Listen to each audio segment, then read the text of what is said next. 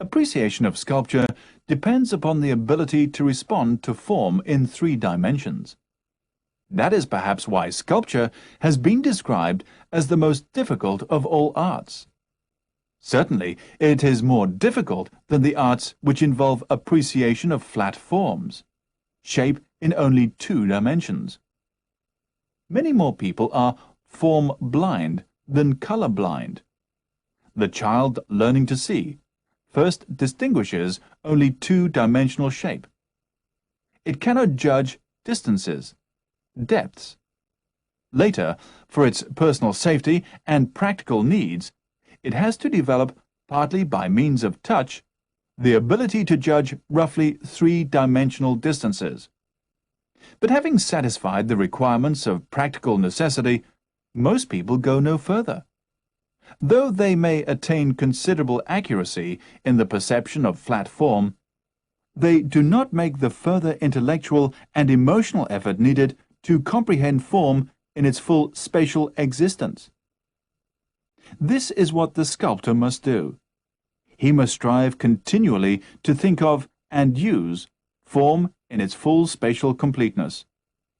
He gets the solid shape, as it were, inside his head.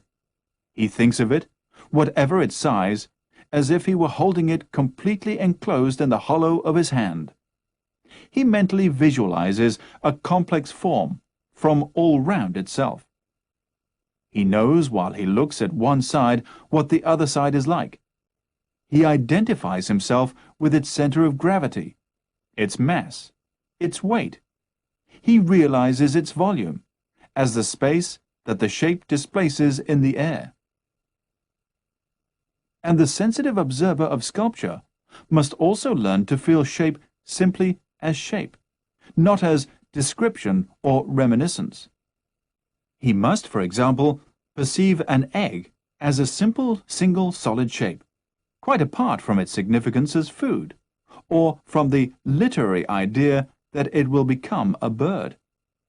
And so with solids, such as a shell, a nut, a plum, a pear, a tadpole, a mushroom, a mountain peak, a kidney, a carrot, a tree trunk, a bird, a bud, a lark, a ladybird, a bulrush, a bone.